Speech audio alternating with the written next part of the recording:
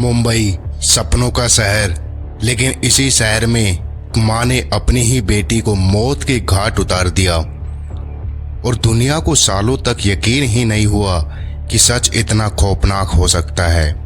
ये कहानी है शीना बोरा मर्डर केस की।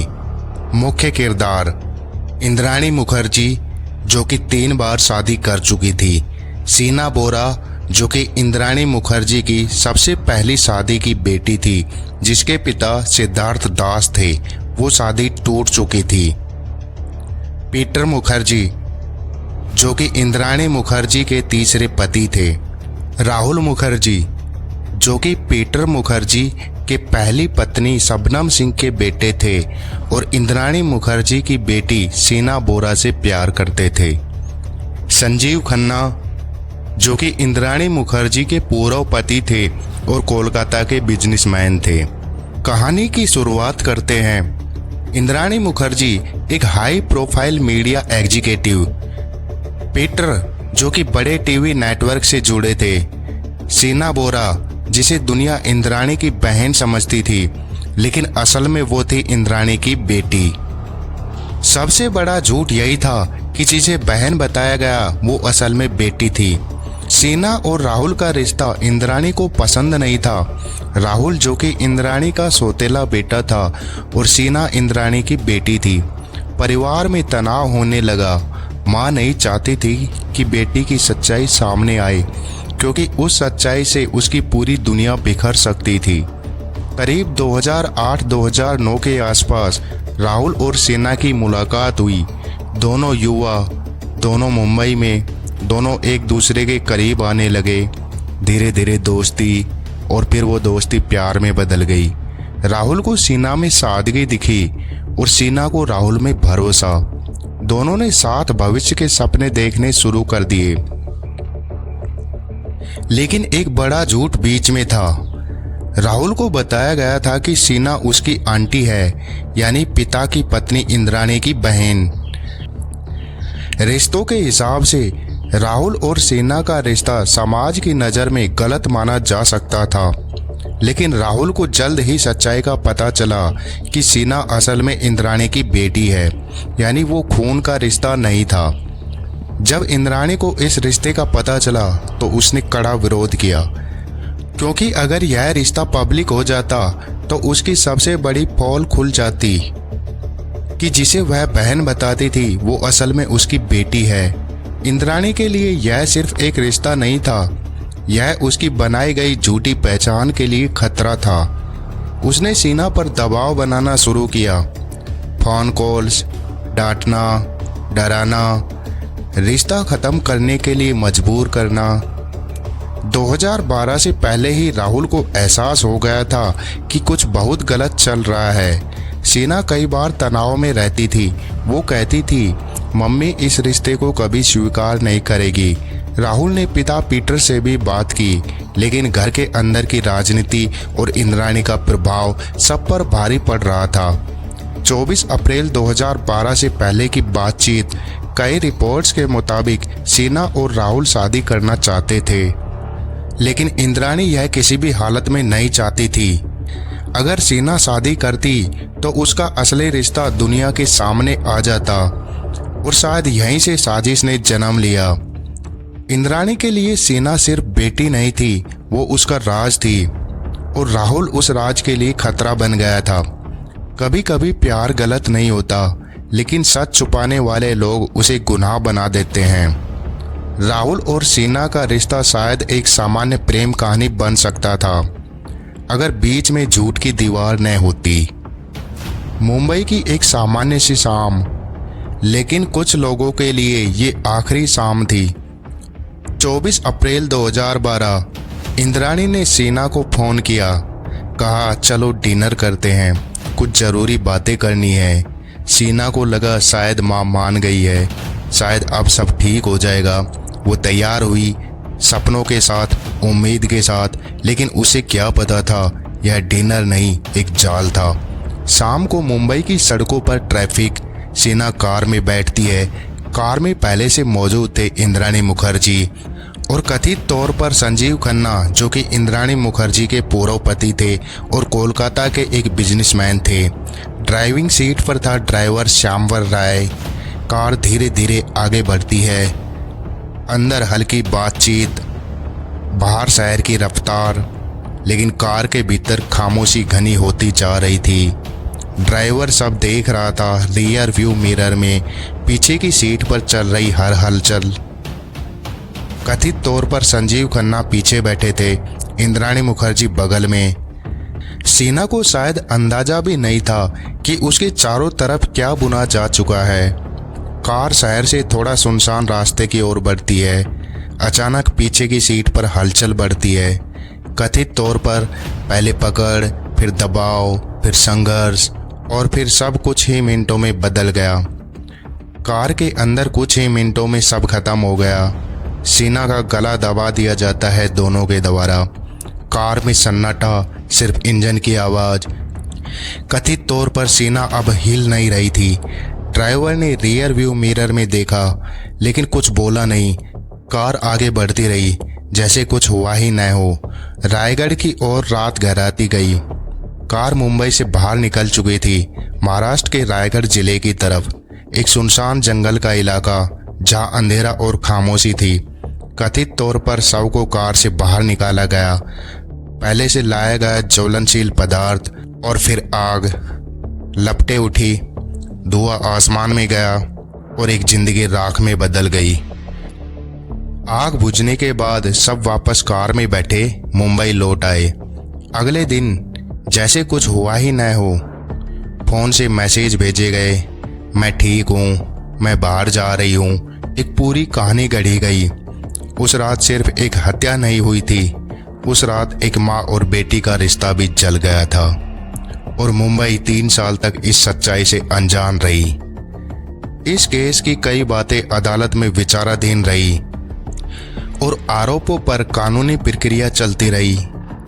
कभी कभी असली साजिश हत्या के बाद शुरू होती है। 24 अप्रैल 2012 की रात के बाद सबसे पहला कदम क्या था? सच छुपाना, और उसके लिए इस्तेमाल हुआ मोबाइल फोन। सीना के नाम से मैसेज। हत्या के बाद कथित तौर पर सीना के फोन से राहुल को मैसेज भेजे गए। मैसेज का लहजा अजीब था, कुछ ऐसा, मैं ठीक हूँ, मैं कुछ समय के लिए बाहर जा रही हूँ, प्लीज़ मुझसे कांटेक्ट मत करना। राहुल ने मैसेज पढ़ा, कुछ तो गलत था। वो सीना कुछ जानता था। उसकी लिखने की शैली, उसकी भाषा, उसका अंदाज सब अलग था। मैं यूएस जा रही हूँ। फिर कहानी गढ़ी गई। सीना अमेरिका जा रही है नया जीवन शुरू करने। राहुल से रिश्ते खत्म, कोई संपर्क नहीं। लेकिन सवाल ये था, अगर कोई विदेश जा रहा है तो वो अचानक क्यों जाएगा? पासपोर्ट, वीज़ा, फ्लाइट डिटेल्स कुछ भी स्पष्ट नहीं। राहुल का शक गहराता है। राहुल को यकीन नहीं हुआ। वो बार बार कॉल करता रहा। फ़ोन कभी उठता नहीं, कभी बंद मिलता। उसने इंद्राणी से पूछा तो जवाब मिला, वो अपनी मर्जी से गई है। लेकिन राहुल के मन में एक आवाज़ थी। राहुल को यकीन था सीना कहीं नहीं गई, कुछ बहुत गलत हुआ है। बार बार सवाल। राहुल ने पिता से बात की, ईमेल लिखे, मैसेज सेव किए। उसने कहा, अगर वो अमेरिका गई है तो मुझसे सीधे क्यों नहीं कह रही? उसे समझाया गया, मूव ऑन करो। लेकिन प्यार इतनी आसानी से ख़त्म नहीं होता, और शक भी नहीं। राहुल ने गुमशुदगी की बात उठाई।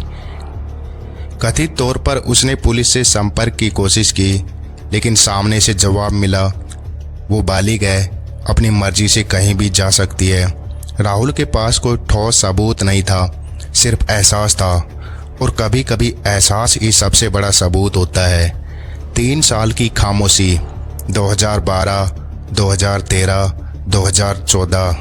समय गुजरता गया, लेकिन सीना वापस नहीं आई। कोई कॉल नहीं, कोई सोशल मीडिया एक्टिविटी नहीं, कोई बैंक रिकॉर्ड मूवमेंट नहीं। राहुल की बेचैनी बढ़ती गई। उसे लगता था कुछ छुपाया जा रहा है, लेकिन कौन और क्यों? यह सिर्फ मैसेज नहीं थे, यह एक कहानी थी जो बहुत सोच समझकर लिखी गई थी, ताकि सबको लगे सीना जिंदा है, खुश है और अपनी मर्जी से दूर हो गई है। लेकिन सच खामोशी में दफन था। कभी कभी इंसान आवाज़ से नहीं, खामोशी से गायब होता है। और उस खामोशी में राहुल को हर दिन सुनाई देता था कि सीना कहीं नहीं गई, वो सच छुपाया गया था। अब कहानी पहुंचती है उस मोड़ पर जहां 3 साल पुराना राज अचानक खुलने लगता है। कभी कभी सच सामने आने के लिए किसी बड़े ऑपरेशन की ज़रूरत नहीं होती, बस एक छोटी सी चूक पूरी कहानी पलट देती है। अगस्त 2015 मुंबई पुलिस ने एक व्यक्ति को पकड़ा, आरोप अवैध हथियार रखने का। वह व्यक्ति था श्यामवर राय। पहली नज़र में एक सामान्य गिरफ्तारी, लेकिन पुलिस पूछताछ के दौरान कहानी अचानक बदल गई। पूछताछ में बड़ा खुलासा। कथित तौर पर जैसे जैसे पूछताछ गहराई, श्यामवर राय टूटने लगा और फिर उसने एक ऐसा नाम लिया जिसने सबको चौंका दिया, इंद्राणी मुखर्जी। उसने 2012 की एक घटना का जिक्र किया, कार, डिनर और एक गायब लड़की। पुलिस ने पुराने रिकॉर्ड खंगालने शुरू किए। नाम सामने आया सीना बोरा, जिसे 3 साल पहले अमेरिका जाने की कहानी के साथ गायब बताया गया था। ड्राइवर के कथित बयान के आधार पर पुलिस रायगढ़ के जंगलों तक पहुंची। वहां से मिले अवशेषों की फोरेंसिक जांच शुरू हुई। पुरानी रिपोर्टें निकाली गई और धीरे धीरे 3 साल पुरानी फाइल फिर खुल गई। 25 अगस्त 2015 को मुंबई पुलिस ने इंद्राणी मुखर्जी को गिरफ्तार किया। पूरा देश चौंक गया। एक हाई प्रोफाइल मीडिया एग्जीक्यूटिव जिसकी लाइफ स्टाइल चमकदार थी, अब हत्या के आरोप में गिरफ्तार थी। कुछ ही समय बाद संजीव खन्ना को भी हिरासत में लिया गया। अब मामला सिर्फ पुलिस फाइल में नहीं था, पूरा मीडिया सक्रिय हो चुका था। हर चैनल पर माँ या कातिल, हाई सोसाइटी मर्डर मिस्ट्री, 3 साल तक क्यों छुपा रहा सच, डिबेट्स, पैनल डिस्कशन, एक एक ईमेल, एक एक मैसेज की चर्चा। देश का हर दर्शक पूछ रहा था कैसे, क्यों और इतने साल तक कैसे छुपा रहा। 3 साल तक दबी रही सच्चाई एक ड्राइवर की जुबान से बाहर आ गई। मामला देश के सबसे चर्चित ट्रायल्स में शामिल हो गया।